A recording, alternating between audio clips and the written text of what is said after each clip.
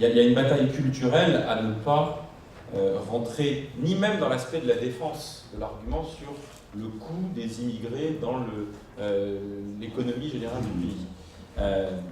L'année dernière, il y a un rapport intéressant qui a été fait par notre collègue Sandrine Mastier sur justement, et qui tordait le cou à un certain nombre de ces idées. Donc c'est toujours utile parce que on en a un peu marre, ça fait 30 ans que ça dure dans la logorée notamment du Front National, mais dont on a vu qu'elle pouvait, y compris être poreuse ou être reprise par certains pans de la droite dite républicaine. Mais je trouve que c'est déjà extrêmement piégeux. Et je trouve que c'est toujours très précieux de faire des comparaisons.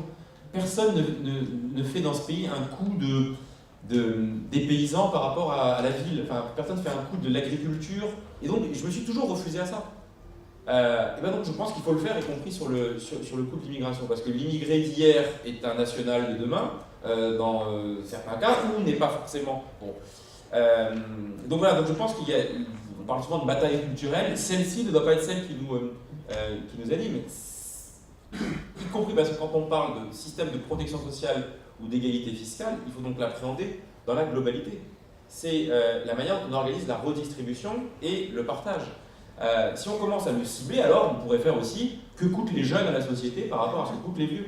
Dès l'instant où on considère que les immigrés sont partie prenante de la communauté nationale, alors il n'y a pas de raison de faire une sorte de comptabilité analytique séparée, parce que sinon c'est justement aller dans le sens de ceux qui considèrent qu'ils ne sont pas partie prenante de la communauté nationale, même si cette appartenance à la communauté nationale ne procède pas ni de la détention de la nationalité, ni même d'un enracinement pérenne.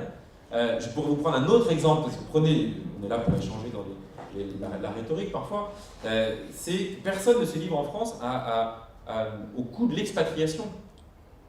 Est-ce que l'expatriation, elle a un coût les chiffres de l'expatriation, est-ce que les expatriés rapportent plus à la communauté nationale que... Bon, on ne le fait pas, et on a raison de ne pas le faire. Donc voilà, c'était le seul message que la bataille face aux thèses de ceux qui sont xénophobes ne doit pas emprunter les mots de l'adversaire et leur raisonnement, parce que sinon c'est déjà une victoire culturelle pour eux. Voilà. Je pense que c'est... Je pense que j'ai bien déjà répondu. En fait, comment défendre